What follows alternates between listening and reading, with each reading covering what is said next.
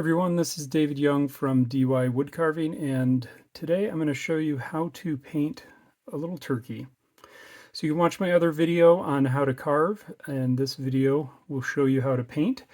And it's pretty straightforward, but the main draw and main interest in painting this is obviously going to be the feathers. You want to get that nice gradient shading from the yellow to the orange to the red. There's a little bit of a larger one that shows that. And so that's what we're going to focus on today. So I have set up some of my paints here already. I'm going to be using brown for the body, orange, red, yellow for the feathers. We'll use an orange for the beak, and black for the eyes. And I'll show you those colors as we go through.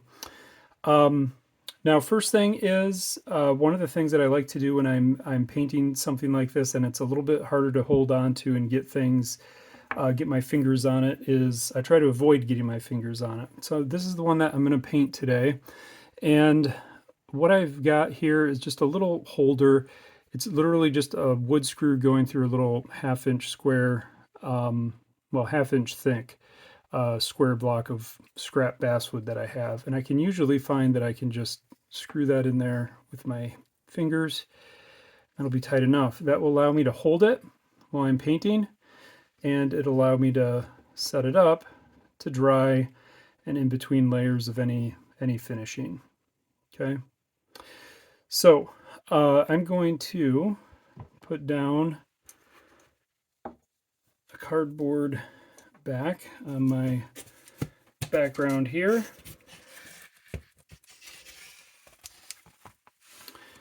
And we'll get started. Now, I've already mixed up some of my paints just to save a little bit of time on the video here. The last one that I'm going to need is yellow. I saved that to show you how I would mix this up. So I'm going to use just a small drop of yellow. You can see how much is in there.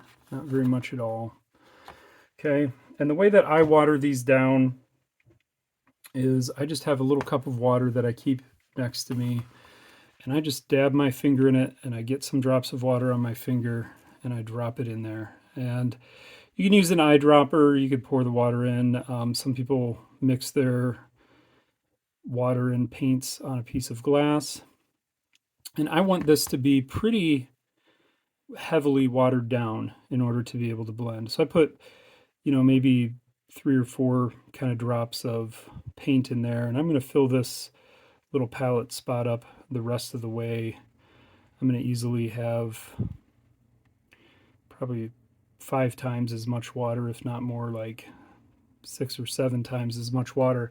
I estimate that a lot, and that's okay. So once I have the water in there, then I use an embossing tool. This is my embossing tool. You could use, the back of a paintbrush, toothpick, whatever you want to stir that up. And I'm going to stir it until it is nice and blended. Now, I already did that for the other paints that I have here, just to save a little bit of time, and so I would be ready to go. All right, and I'm just going to re-stir these since it's been a minute, and make sure these other ones are ready to go. When I'm blending paints, I want them to be pretty watered down, and that'll just make it easier to blend together. And you can always, again, add more layers of paint if you need to. Now, note on the colors, you can obviously use whatever shades of yellow, orange, and red you have on hand. I'm using cadmium yellow from Deco Art Americana for my yellow. I'm using pure orange from Folk Art for my orange. And I'm using Christmas Red from Folk Art for my red. Just so that I don't forget later, I'll go ahead and tell you I'm using Espresso from Deco Art Americana for brown. Go ahead and substitute that for whatever colors you have on hand. And for good measure, I'm going to use pure black from Folk Art when we get to doing the eyes. All right.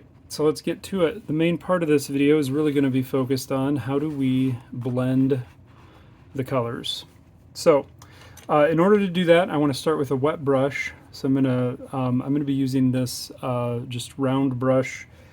This is the one I already have wet, so I'm just gonna be using this small round brush, and I'm gonna dip it in water first to make sure that it's nice and wet.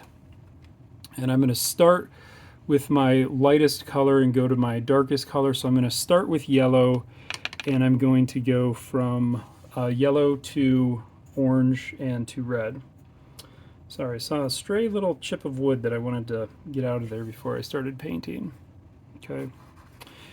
All right, so I am going to dip my paintbrush in the paint. What I find when I water down this way is the watered down paint really stays on the outsides here, and the paint does kind of settle down towards the middle. I've kind of gotten used to that, and I know that if I dip on the side, I'll get really watered down paint. If I dip in the middle a little bit deeper, I can get a little bit more concentrated paint. I use that to my advantage sometimes. So I'm going to start with a really heavily watered down yellow, and I'm going to start painting right around the body, right around the head, I should say. And when I'm blending colors, I always like to have three. Even if I'm going from one color to another, I like to kind of pre-blend the two together. Of course, orange is a blend of yellow and red already. Because I find that it's a little bit easier to blend 3 stages than just 2. It makes a little bit more of a transition. So usually if I'm blending colors, I'll lay all 3 out like that. If I have 2 colors that I want to go to, I'll mix the 2 in the middle one and do that. So I'm just going to put some layers of yellow on here, and I want to extend the yellow a little bit further up the feathers than what I really want the yellow to go to. So I want the yellow to be kind of more of the inside color, but I'm going to extend the yellow up a little bit further, kind of right up to that top ridge of the feather line there. Okay. And I'm just putting more and more layers on that until I feel like it's recognizably yellow. And I'm going to check and just make sure I'm getting it in the cracks and crevices. The reason I'm doing this first, of course, is I'm using really light colors, and then if I overlap and get a little bit of yellow on the head or the feathers or the body there, not a big deal, because I'll paint right over it when I come back with the brown. Although I want to be careful with the brown not to paint over my feather colors. Okay. So I'm feeling pretty good about that, and I could always come back and add more later. Now before it dries, I want to keep moving quickly, and I'm not going to worry about, rinsing my brush off in between, because I'm going to be blending the colors anyway. So I'm going to go right to my orange, and I want my orange to be my transition color between the yellow on the inside and the red on the outside. So I'm going to focus my orange right on the ridge, the first ridge of the feathers here, right around there. And I'm getting a little bit of orange on there, and then I'm going to get it out almost up to the edge and bring it in a little bit so it's overlapping where the yellow was. So right over that ridge, put some on, then I'm going to spread it out up. I'm going to spread it down in a little bit. I'm going to make sure I'm getting it in the cracks there. And you can see already, hopefully you can see already, that that's blending together really nicely. Okay. So I'm just going to keep that up, going all the way around here. And right along the ridge, spread it out, spread it in. Okay, as my brush kind of starts to dry out, I'll just keep kind of pushing that up towards the middle. Now it's going to extend my really watered down orange up over the yellow a little bit, and that's okay, because it'll be up over the yellow a little bit, but the yellow down closer to the head will stay a little bit more pure yellow. My orange up here is going to stay a little more orange. So I'm going to keep doing that. As I see little stray spots that don't look like they've soaked up quite as much, I'm just going to keep doing that a few times like I did with the yellow. Get a few coats on there. And the nice thing about this is it doesn't have to be perfect, it doesn't have to be exact, because you are trying to blend it. Okay. But I want to get a distinct orange color, if I can, right along that ridge that really pales up towards yellow on the head, and we'll get to the red on the outside. Okay. So I'm feeling pretty good about that, which means I am going to go ahead and move on to the red. Now the red, what I want is for the red to kind of ring the outside, and I want it to be noticeable that the outside ring on the top is going to be red. And so what I'm going to do is, you can see the side of my painting, or the side of my carving here. I am going to start right down that center ridge with red, kind of like I did with the orange, and then that's going to come in a little bit there, right? And I can go backwards a little bit too. Now we'll come back and do the back in a minute. I prefer to do the entire front and then the entire back because I don't want to do the yellow on the front and then go do the yellow on the back and have the yellow on the front dry so much that it's harder to blend. So I kind of prefer to go one side at a time. Do that. Now my red is going to soak in a lot more, especially across the top on the end grain. And I'm just going to keep that going right over the ridge where I started with the orange. And that's going to start to give me a distinct red on the top, right? But when you look at it from the front, you can see that just flared red up at the top, like that. So I'm going to keep that going around. I'm going to do this relatively quickly while my brush is wet, while the paint is wet, and it'll keep doing. And you can kind of see how the paint just starts to soak down through the grain there. That's a good thing. Soaking it in, kind of collecting it together. I'm going to keep doing that all the way down the side. And then once I've gone around, I'm going to kind of look at it and say, okay, do I like that? Actually, I like that pretty well. It's looking pretty good. I want to make sure that I can really tell that that outside ridge is red and the inside is yellow. And I'm feeling pretty good about that. Okay. So you can see it's not that hard. I think it's pretty intimidating. I was kind of pretty intimidated early on about how am I going to blend my colors. But really all you're doing is you're putting on a wet layer of paint and then another one that overlaps another one. If your brush is nice and wet and you don't have much paint on it, you can really just start to come in and fill that in. Now there's some really flat surfaces on here that don't like to soak up a lot of paint, and that's okay. Just kind of go over something like this spot here. You can see it's not really soaking in a whole lot, so I'm going to come back with a little bit more. Might want to use a little bit less watered down paint there.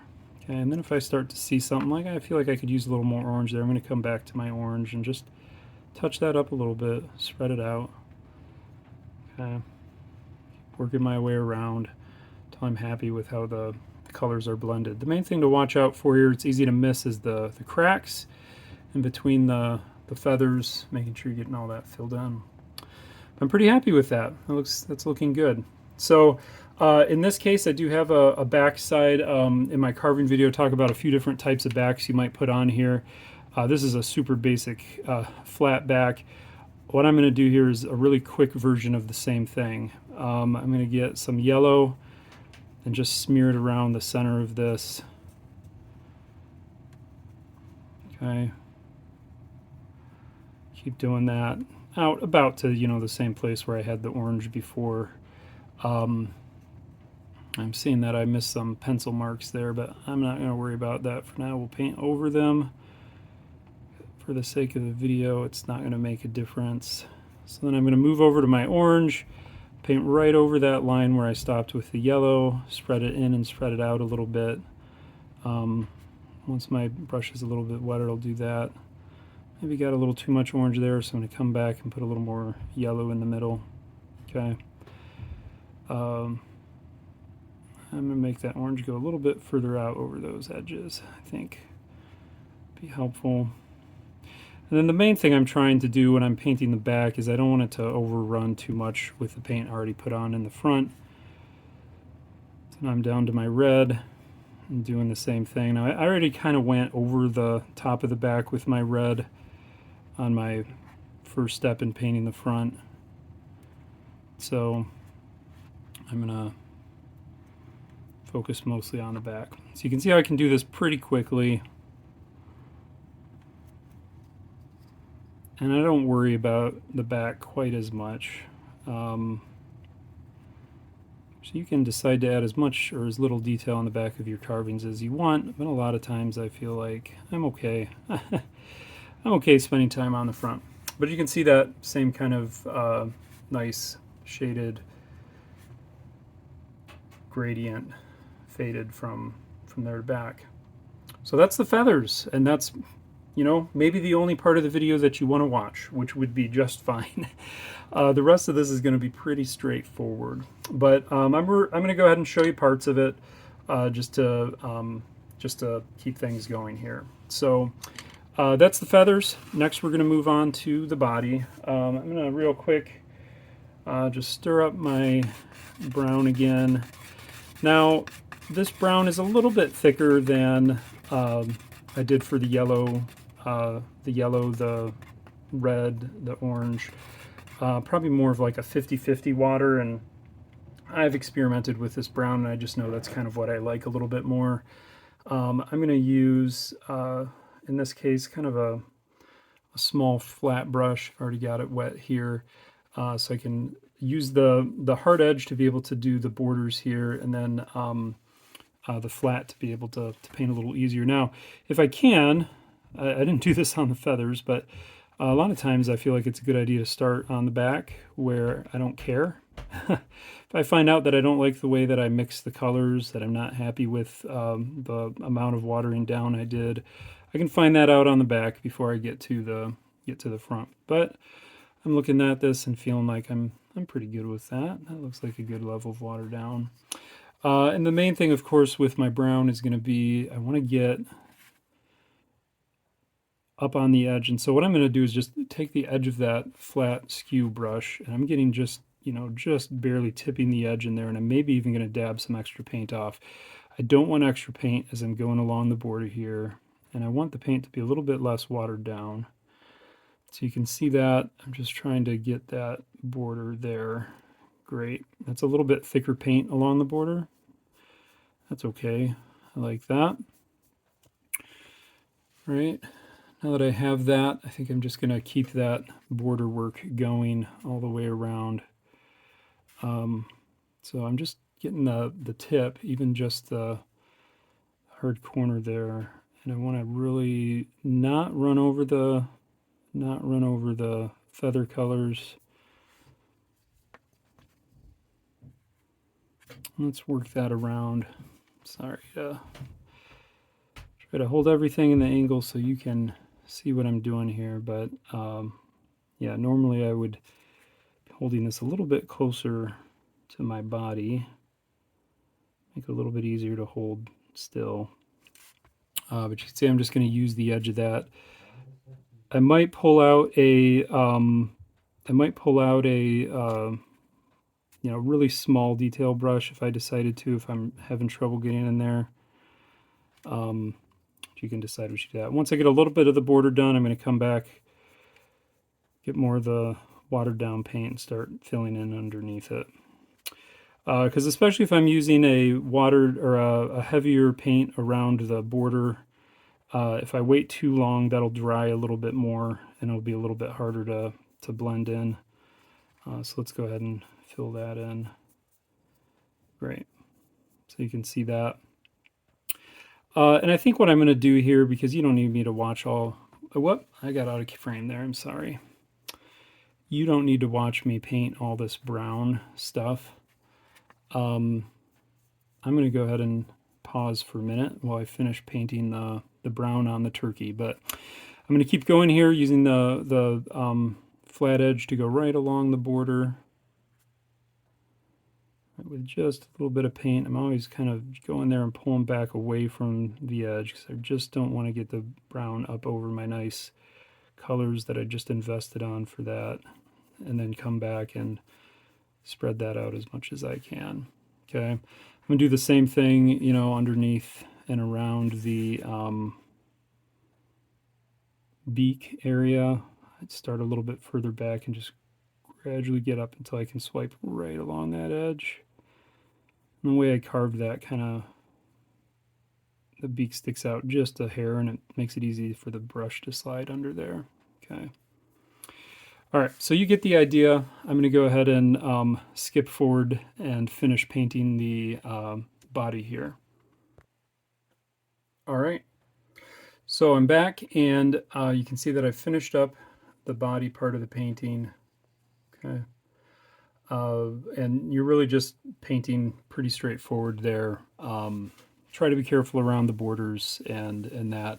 I like this espresso brown. It's a little bit of a softer brown. I feel like a dark brown doesn't work well with the real bright colors here. So next thing that I'm going to do is paint the beak, and I am going to use same type of brush that I used for the feathers, just a round brush here. I'm going to paint it orange, and I'm thinking that I've probably got enough at the bottom of there to get some less watered down. I want the beak to be less watered down. So the way I do that is I go down into the middle here, and I know I've got some paint that's settled on the bottom. I can do that. I'm going to start near the front of the beak and work my way back up to that border, and I should be able to get right along there like that, right? So that's pretty good. And I can tell I've got a lot of paint on my brush here still, so I'm just going to keep going. I want to be careful not to get too much paint on my brush when I'm trying to paint border areas or small things like this. And this might come out, just a little bit messier than I would normally do if I had this up, closer to me and I wasn't trying to get it under the camera, but it gives you the idea. Okay. Let me try to get this here where you can see it. And again, I'm going to get just a little bit, that was a little too much, but a little bit less watered down paint. Start at the tip, work my way back gradually until I can get right along that border between the beak and the body. Okay. Good. And then let's get a shot where you can see the last face of the beak. That'll come across right here. Okay. Yeah, it's some sort of little fuzzies that are getting caught on there. I don't know if you can see that or not, but I'm just kind of brushing that off with my brush to clean it up. I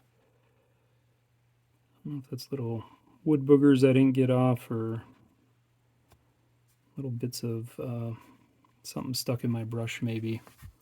Anyway, so there's my beak.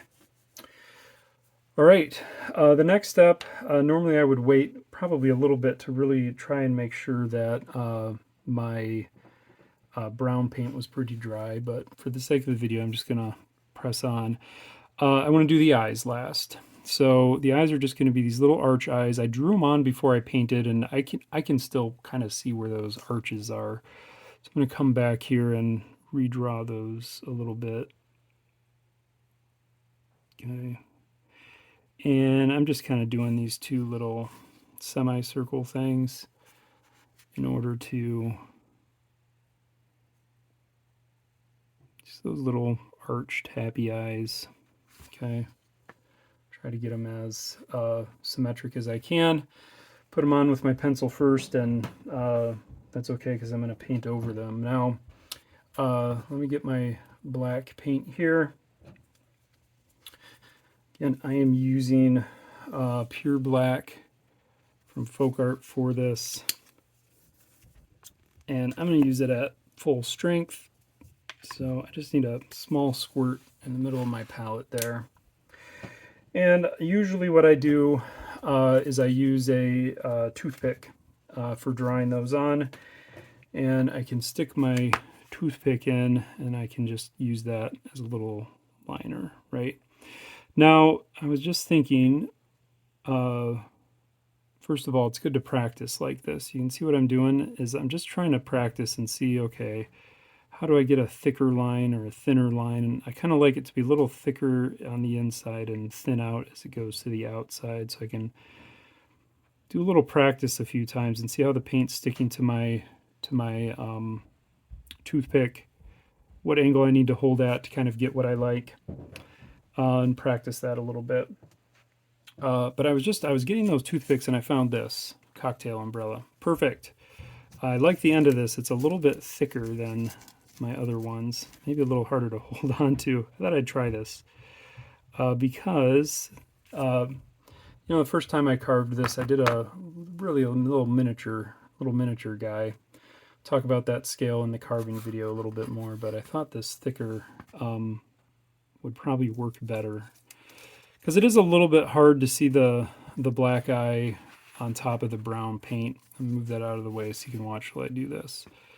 So I'm going to just be careful to hold everything really still, get my thicker paint in the middle, hold it for a second, and then slide it out like that. Okay, I get pretty happy with that. Okay, doing it a little bit thicker, a little bit wider than I would on a little tiny carving because it's on brown, and I need the black to show up on top of it. And two, this is just a little bit bigger than the miniatures, so I'm kind of liking this tip of the umbrella. But this shows you don't really, you can use anything you want for this. You could use a little tiny brush. You could use, a toothpick. You can use whatever you've got on hand. Now, I think those eyes are pretty good. That'll work fine. If you're not happy with the eyes, grab yourself a knife, shave it right off, paint back over the brown, give it time to dry, try your eyes again. I can't tell you how many times I've done that. But yeah. So that's it. That's how we paint the turkey. Hope you've enjoyed that and it's been helpful. You can watch my video on finishing with Howard feed and wax. That's the way I'm going to finish these, is after I've painted them, let them dry, and then I'm going to finish them with a coat of Howard feed and wax. I've got a separate video that'll show you how to do that. But that's it. Hope you enjoyed carving the turkey. Hope you enjoyed painting the turkey. Thanks for watching and happy whittling.